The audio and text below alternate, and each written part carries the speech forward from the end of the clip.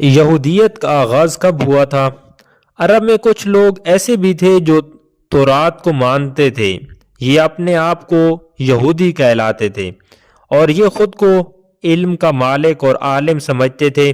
یہ لوگ اپنے مفادات کی خاطر تورات میں کمی اور اضافہ بھی کر لیتے تھے۔ ان کی مالی حالت کافی اچھی تھی، اس لیے یہ لوگوں کو سود دیتے تھے۔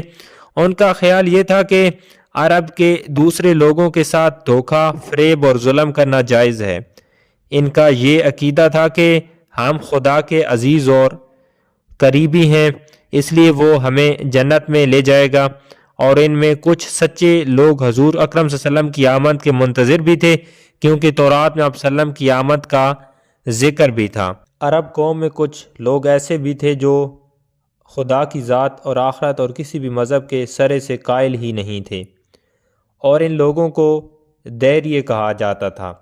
ان لوگوں کا عقیدہ تھا کہ اس دنیا کو چلانے والا یا تخلیق کرنے والا کوئی نہیں، بلکہ یہ خود بخود وجود میں آئی، اور اس دنیا میں جو کچھ ہو رہا ہے وہ خود بخود اور مسلسل ہو رہا ہے اور ہمیشہ ہوتا رہے گا۔